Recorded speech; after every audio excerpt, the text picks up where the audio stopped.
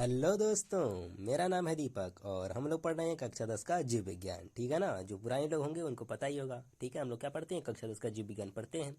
और हमारा जो पहला चैप्टर है या आप कह लीजिए जैव प्रक्रम, लाइफ प्रोसेसेस। ठीक है ना। अगर बायोलॉजी की दृष्टि से देखें तो पहला चैप्टर होगा, लेकिन आप एनसीईआरटी बुक से देखेंगे तो क्या होगा, अध्याय नंबर 5 होगा। ठीक है ना।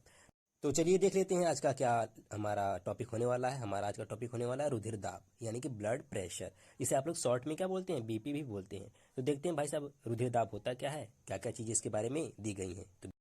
तो चलिए देख लेते हैं। लिखा गया है रुधिर दाब, या इसे रक्तचाप के नाम से भी जानते हैं और इंग्लिश में क्या बोलते हैं, ब्लड प्रेशर। ठीक है ना। तो इसमें दिया गया इसकी परिभाषा जो है, डिफिनीशन आप कर सकते हैं कि रुधिर बंद नलिकाओं में बहता है। जब इसे हृदय द्वारा पंप किया जाता है तो यह नलिकाओं की दीवार दीवार पर दबाव डालता है। इसी को रुधिर दाब कहते हैं। ठीक है। देखिएगा, इसी बात को हम ऐसे भी कह सकते हैं। ठीक है ना। थोड़ा करके मैंने एक परिभाषा लिख दी गई है, यहाँ पर लिखी है कि रुधिर वाहिनियों की भित्ति के इकाई क्षेत्रफल पर, ठीक है, परे लिख दिया गया है लेकिन यहाँ पर होगा, द्वारा, किसके द्वारा, रुधिर द्वारा आरोपित बल रुधिर दाब या रक्तचाप कहलाता है। आप क्या कहेंगे कि रुधिर वाहिनियों की भित्ति के इकाई क्षेत्रफल पर रुधिर द्वारा आरोपित बल क्या कहलाता है, आपका रुधिर दाब कहलाता है या रक्तचाप कहलाता है। ठीक है ना। आप इसको ऐसे भी परिभाषित कर सकते हैं। तो मुझे लगता है आपको समझ में आ गया होगा कि रक्तचाप या रुधिर दाब किसे कहते हैं। ठीक है ना। तो मुझे लगता है आप लोगों को समझ में आ गया होगा। और आगे देखिएगा, इसी संबंधित कुछ बातें दी गई हैं, इसे भी याद रखिएगा। जैसे क्या है कि सर्वप्रथम हेल्स ने घोड़ों में रुधिर दाब नापा था। ठीक है ना। एक वैज्ञानिक थे आपके, जो भी कह लीजिए, क्या थे, इनका नाम था हेल्स था। ठीक है ना। हेल्स ने क्या किया था, सर्वप्रथम घोड़ों में रुधिर दाब को नापा था। दूसरी बात क्या है, रुधिर दाब सिराओं की अपेक्षा धमनियों में बहुत अधिक होता है। ठीक है। रुधिर दाब जो क्या होता है, सिराओं की अपेक्षा धमनियों में बहुत अधिक होता है, आपने पीछे देखा भी होगा। ठीक है ना। और रुधिर दाब नीलयों को संकुचन अथवा अथवा सॉरी तथा शिथिलन के फलस्वरूप उत्पन्न होता है। जो आपका रुधिर दाब है कब उत्पन्न होगा, जो नीलय होते हैं आपके हृदय में, जो नीलय होते हैं उनके संकुचन और शिथिलन के फलस्वरूप क्या होता है, उत्पन्न होता है। जैसा कि आप यहाँ पर फिगर में भी देख सकते हैं। ठीक है ना। ऐसे क्या होता है, रुधिर दाब उत्पन्न होता है जब हार्ट आपका क्या करता है, पंप करता है ब्लड को। तो क्या होता है, आपका रुधिर दाब होता है। ठीक है ना। आगे देखिएगा, आगे ऐसे लिखा गया है कि रुधिर दाब को निम्न दो अवस्थाओं में नापा जाता है। जो रुधिर दाब होते हैं इसकी भी दो अवस्थाएं होती हैं, इनको दो अवस्थाओं में नापा जाता है। उसको भी आप क्या करेंगे, याद रखेंगे। सबसे पहला होता है, क्या होता है, प्रकुंचन दाब। इसे हम लोग इंग्लिश में बोलते हैं सिस्टोलिक। ठीक है ना। सिस्टोलिक प्रेशर बोलते हैं। ठीक है। तो ये होता क्या है सिस्टोलिक प्रेशर, यह रुधिर दाब की ऊपरी सीमा है। ठीक है। ये क्या होती है, रुधिर दाब की आपकी क्या है, ऊपरी सीमा है, जो हृदय के संकुचन की अवस्था प्रदर्शित करती है। जो क्या करेगी, हृदय के संकुचन की व्यवस्था को प्रदर्शित करती है। समान प्रकुंचन दाब लगभग 120 mmHg, ठीक है ना, मिलीमीटर पारा होता है।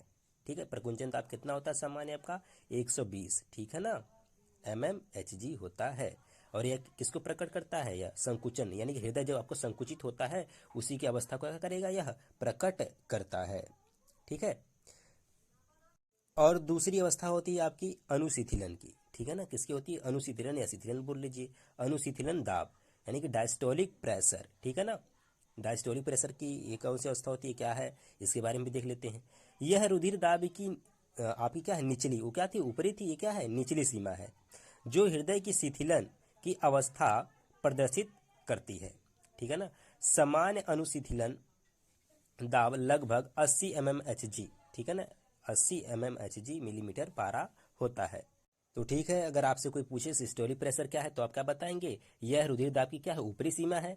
और अनुशीतलन मतलब डायस्टोलिक, ठीक है, यह क्या होता है, यह क्या है, यह रुधिर दाब की निचली सीमा होती है। ठीक है।